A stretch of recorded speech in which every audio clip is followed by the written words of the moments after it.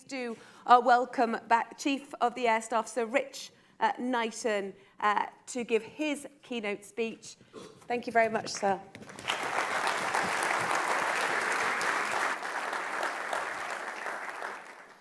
Susanna, thank you very much. And Dave, thank you, A, for being here, B, for giving such a great presentation. I am now starting to doubt the fact that I took out the animal videos from last year out of my presentation.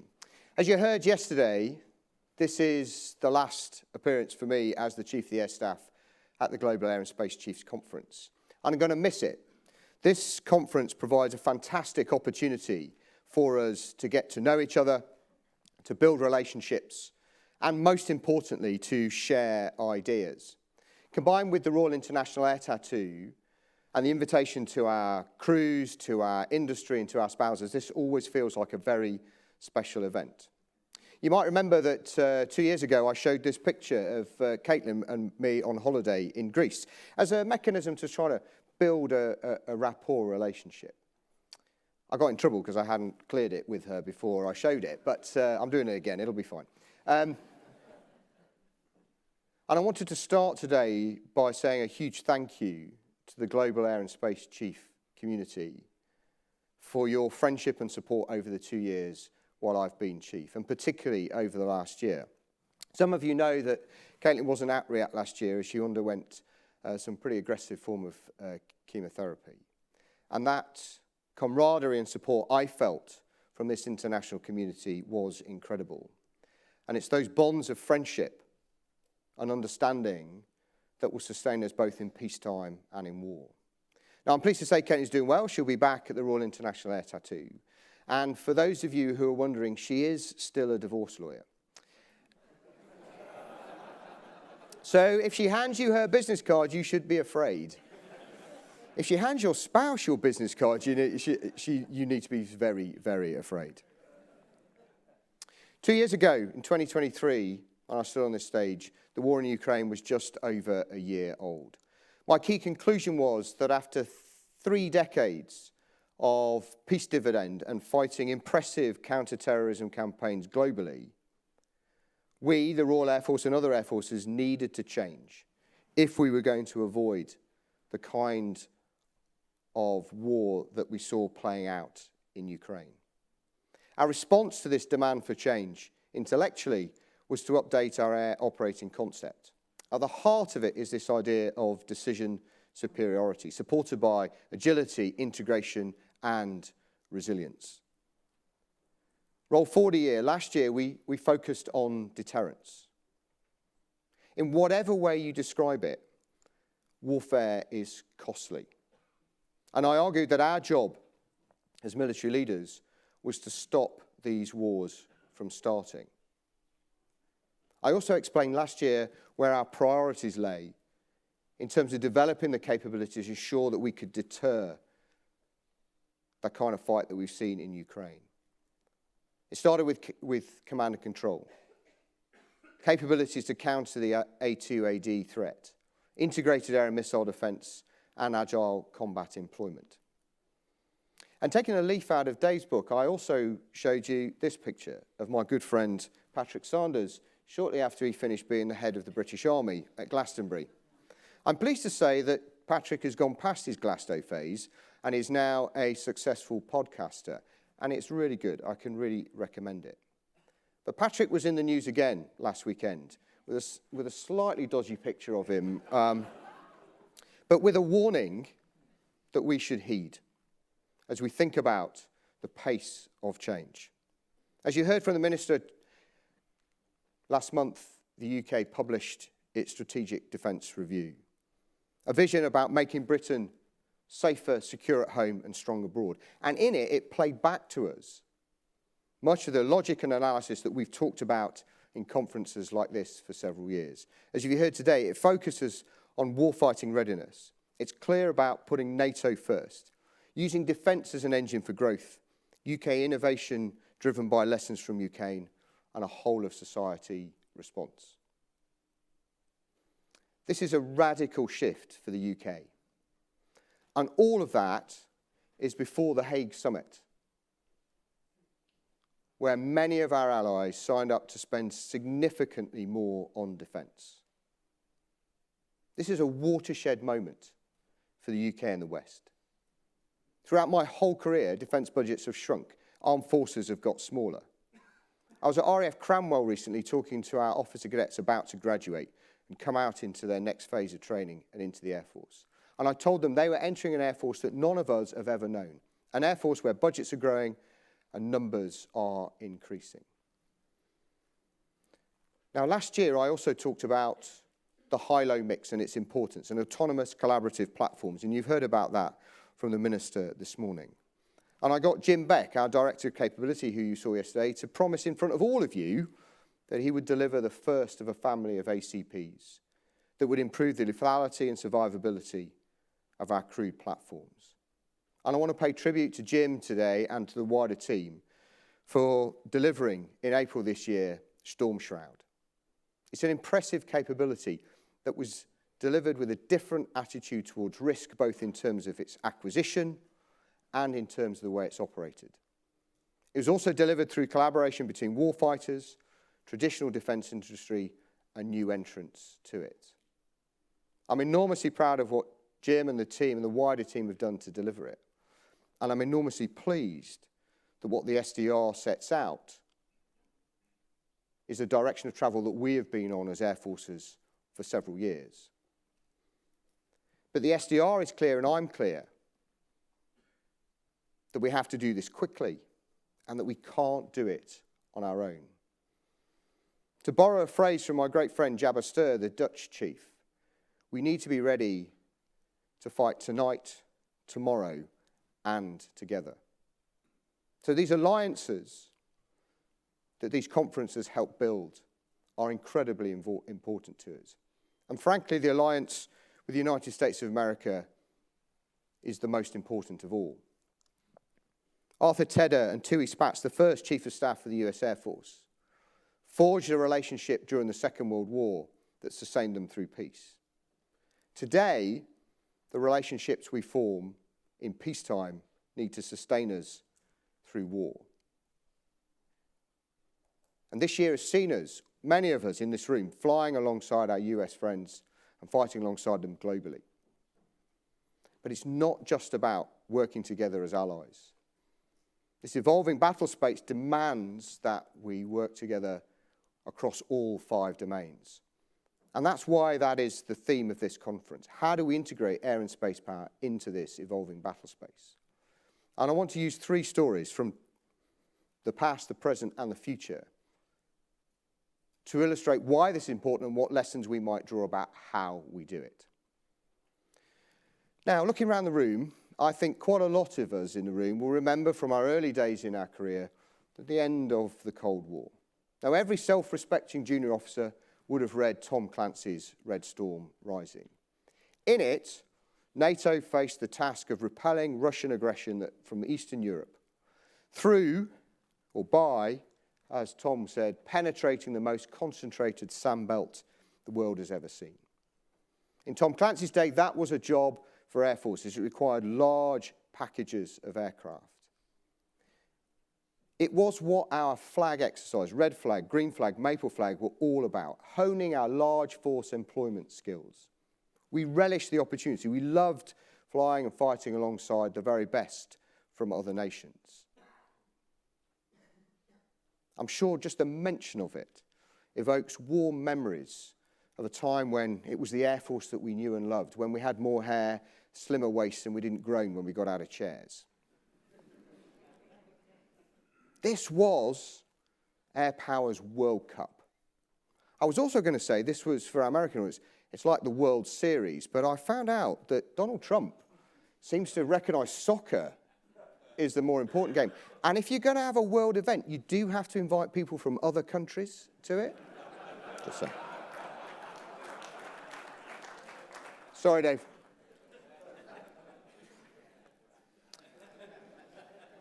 But this was a complex mission, and attrition was expected. In Tom Clancy's novel, more than a dozen of the most technologically advanced aircraft the West had were lost on just that first mission.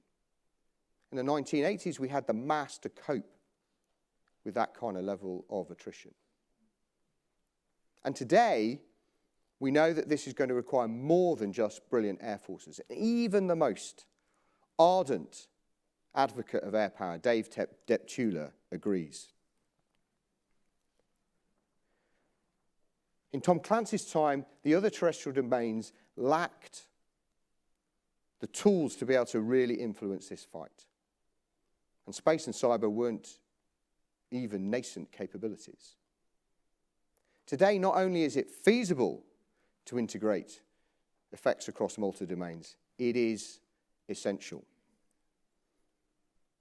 And this is hard. It's hard to do it on a national level. Trying to do it multinationally across a continent is exponentially more difficult. But it is the challenge of our generation. And our adversaries know that. They're trying to emulate us. Fortunately, however, they are showing us how not to do it. When Russia invaded Ukraine in 2022, it looked like integrated multi-domain operations. You had two combined armed armies supported by strategic fires, tactical and strategic air power provided by VKS, land launched, sea launched, air launched cruise missiles, electronic warfare, and critical space and cyber effects. Surely that was integrated. But the reality is Russia sees air power differently to the West. In the Western way of warfare, air power is at the heart of the way we fight. In Russia, it's about supporting the land campaign. And we know, as Justin Bronk and Dag Henriksson have pointed out, that Russia has always struggled to integrate air power and missions to deliver strategic effect. So in those first few hours and days after the war started, what we saw was Russia's actions were stovepiped. They were deconflicted in time and space, and fratricide, both electronically and kinetically, was commonplace. But 3 years and 1 million casualties later, Russia is learning. And we have to learn too. As General Patton said, untutored courage is useless in the face of educated bullets. Our job as air chiefs is to educate our aviators, our commanders, so that we are ready for the next storm rising. There's no way I could write it. I stood on this stage and said that Ukraine, we should not imagine that Ukraine is the way in which we would fight in the future. Ukraine is a 19th century war fought with 20th century tactics and 21st century weapons. What we need to do is fight a 21st century war with 21st century capability and 21st century thinking. Now, 2025 has given for us some examples of how this air-led innovation and integration can make a difference. We've heard about Ukraine's audacious attack against Russia's strategic assets. And operations in Iran have really shown us what exquisite air power integrated with other multi-domain effects can do at both the strategic and the campaign level. But when the war starts, we know that it's going to be a dynamic environment.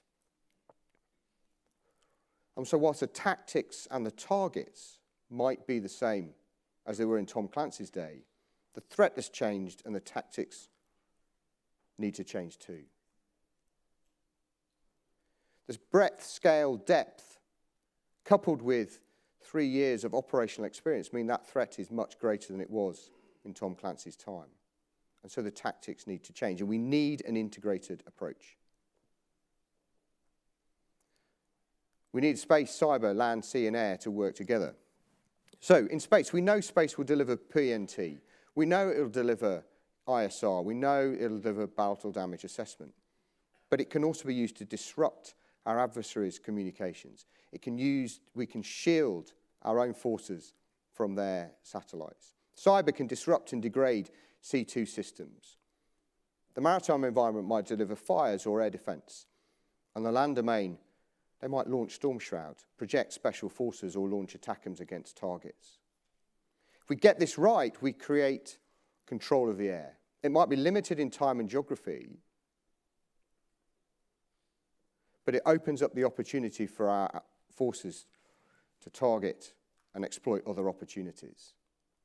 But no plan survives contact with the enemy, and we need a mechanism to adapt and react to ensure that we're able to exploit opportunities and make the right decisions at the right time in this complex environment. In the UK, we've developed Nexus. It's our combat cloud. It will form part of the digital targeting web the Minister talked about this morning. And it's through that that we will deliver the tempo and deliver that all-domain C2.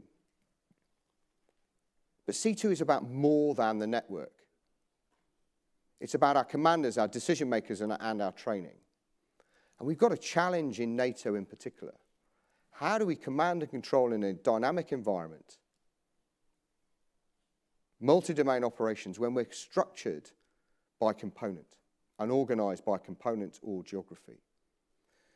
NATO's Land Component Commander argues that it's the Army's task. The Army should, alone, deal with the counter A2AD threat in Kaliningrad. Now, he might be right in that specific environment, but it's not proven or tested. And it would be like me saying that actually it's air power that should be the sole force that blunts Russian attacks into NATO territory. We need to lift ourselves out of these historic rivalries and reductive arguments and think about how do we deliver truly integrated multi-domain effects. How do we set the board at risk in the way Dave suggested to make sure that we are ready for that next storm rising? Now, we can learn lessons from other campaigns and operations, and the next panel will talk about some of those. But I think we need to test, to train, and educate our people. In the real world, exercises like Bamboo Eagle provide high-end, multi-domain, multinational, long-range exercises where we can test and test ourselves against these kind of scenarios. Red Flag has always been the kind of pinnacle air exercise. In this case, Red Flag was just the starter to the main course, which was exercise Bamboo Eagle. 175 aircraft from Canada, the UK, Australia, and the US in an operation that ranged right across the Indo-Pacific. But we don't just need to rely on the real world anymore. The synthetic environment provides us with opportunities to test and train in ways we've not been able to before. In the UK, we've developed Gladiator.